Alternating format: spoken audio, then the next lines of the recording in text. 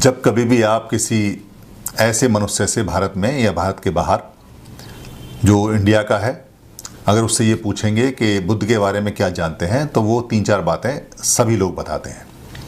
पहली बात बताते हैं कि सिद्धार्थ गौतम बुद्ध राजा सिद्धोधन के बेटे हैं, और एक बार जब वो रथ पे अपने सारथी के साथ बाहर निकले तो उन्होंने एक बूढ़ा, एक मरा हुआ व्यक्ति और एक बीमार व्यक्ति देखा, जिससे उन्हें वैराग हो गया। दूसरा, वो कहते हैं कि वो रात को अपने बच्चे राहुल को और अपनी पत्नी को छोड़ के चले गए और साधु बन गए। तीसरा, वो कहते हैं कि वो महात्मा बुद्ध हैं। और चौथा बताते हैं कि देवदत्त ने हंस को तीर मारा और हंस घायल होकर नीचे गिरा। सिद्धार्थ गौतम ने उसकी मरहम पट्टी की और बाद में झगड़े में जब फैसला हुआ तो सिद्धार्थ गौतम की तरफ हंस अपने आप आ गया। ये कहानी हर एक आदमी के दिल और दिमाग पर छाई हुई है, क्योंकि यही बचपन में बताई हुई है। अगर बचपन में सही बात बताई होती तो ये कहानी निकल के ना आई होती। ये बात सरासर अजीब सी और भारत जैसे देश के लिए शर्मनाक है, क्योंकि सिद्धार्थ गौतम 11वें वर्ष में अपने खेत में खुद हल चला रहे हैं, और हल चलाते हुए वो विपस्सना भी करते हैं एक जामुन के पेड़ के नीचे। और वहाँ कहीं कोई किले या कोई किलेबंदी या नहीं है, और सिद्धोधन राजा भी नहीं है और सिद्धार्थ राजकुमार भी नहीं है। जो राजा हैं वो प्रसन्नजीत हैं, और जो कपिल वस्तु है वो एक गणराज्य है, यानी गणतंत्र है, और वहाँ पे एक परिषद भी है और जो इंडिपेंडेंट है, जिस पर चुनाव होता है। इसलिए ऐसी बात के रथ पे सवार होकर जाना और आना और पहली बार देखना, ये बड़ी अजीब सी बात है। कोई अगर अपने दिमाग का थोड़ा सा भी इस्तेमाल कर ले तो वो जानेगा कि पुराने समय में 2500 साल पहले कहाँ इतने चाक चौबंद जेलें होती थीं, या कहाँ किले ऐसे होते थे कि कोई बच्चा बाहर ही नहीं जाएगा। पानी भी सबको लेके आना है, नदी से बहता हुआ सारा पानी पीते थे। जो खेत में धान या फल आते थे वही खाते थे। सब एक दूसरे को जानते थे, छोटे छोटे एरिया होते थे। हाँ, ये बात अलग है कि सिद्धोधन के पास में सबसे ज़्यादा खेत थे और वो सबसे बड़े खेतीय थे। तब तक क्षेत्र बड़ा नहीं था, क्षेत्रीय नहीं होते थे, ना क्षेत्रफल होता था, क्षेत्रफल होता था और खेतीय लोग होते थे। तो ये कहानी जो बनाई गई है, ये किसी ने पता नहीं किस हिसाब से बनाई और उसको कार्टून बना के छोटे छोटे छाप के उसके चित्र बना के चित्रावली में भी उसको पेश किया गया, जो छोटे छोटे बच्चों के दिमाग में आ गई। इसको दुरुस्त कर लिया जाए, ठीक कर लिया जाए तो उतना ही अच्छा भारत देश के लिए होगा। पहली बात। दूसरी बात, राजा का नाम जो यहाँ बताया गया है वो प्रसन्नजीत है, और जो गणराज्य है उसमें जो सबसे बड़े खेती हैं वो शुद्धोधन नहीं है, शुद्धोधन है, क्योंकि स का इस्तेमाल नहीं होता।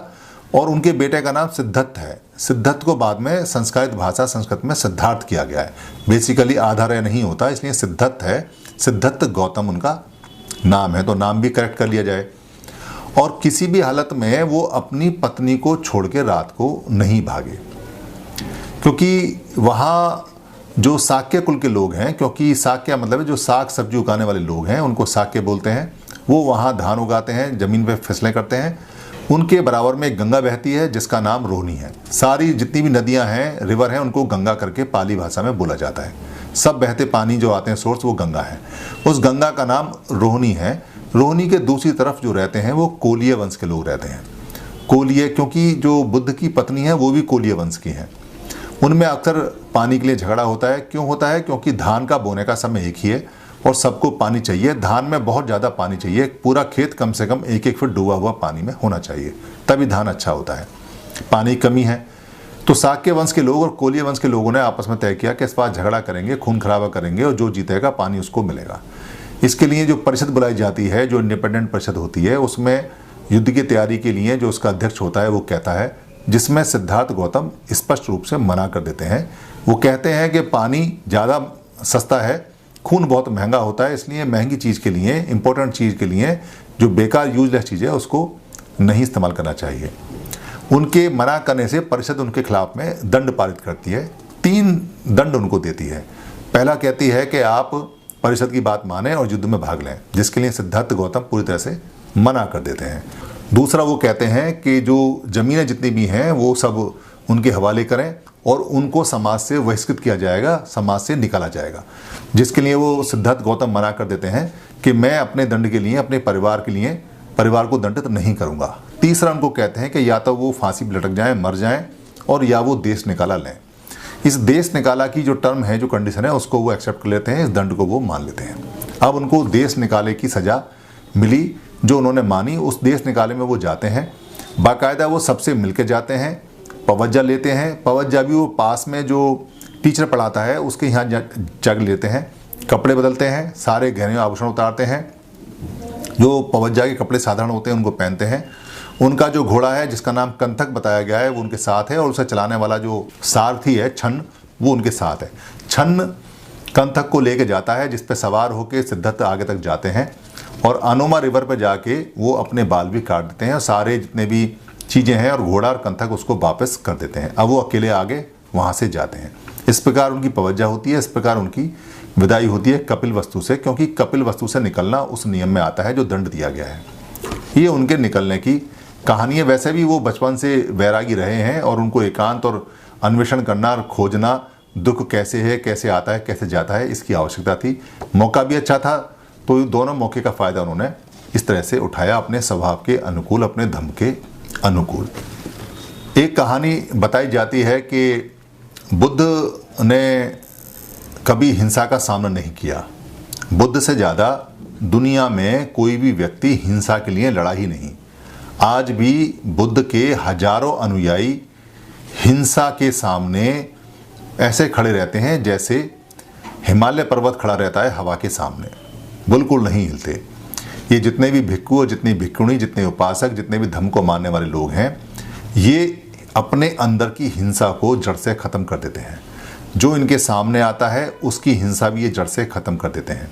आपको याद होगा अंगुलीमान जैसा डाकू, जो अंगुलीमान डाकू था उसने 999 लोगों को मारा, बहुत ज़्यादा वो हिंसा करता था। उसकी हिंसा का सामना करने के लिए राजा भी घबराते थे, इसलिए वहाँ सेना और राजा कभी नहीं गए। बुद्ध ने उस हिंसा का सामना करने का सोचा और वहाँ वो जाके उससे लड़े, और उन्होंने उसके मन की हिंसा को पूरी तरह से ख़त्म कर दिया। यानी ऐसा लड़ाका, ऐसा सैनिक, ऐसा कमाल का व्यक्ति जो हिंसा के सामने डट के खड़ा हो, इतनी खतरनाक हिंसा के सामने, और हिंसा को हरा दे, ख़त्म कर दे, उससे ज़्यादा लड़ाका व्यक्ति, उससे ज़्यादा अच्छा सैनिक दुनिया में कोई नहीं आज तक हुआ है, जो आज भी लगातार पूरी दुनिया की हिंसा के सामने खड़ा होकर हिंसा को ख़त्म कर रहा है।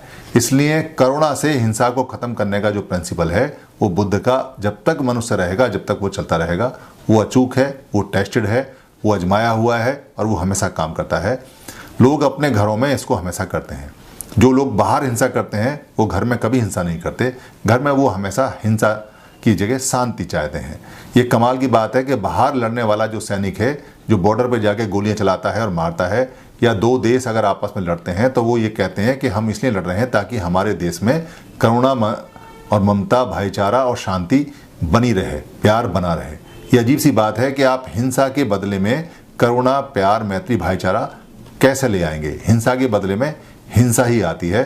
बुद्ध ने इसको प्रैक्टिकल रूप से सिद्ध किया है, इसलिए उन्होंने अपनी करुणा से हिंसा पे वार किया और सारी हिंसा दुनिया की खत्म उन्होंने की है। धन्यवाद।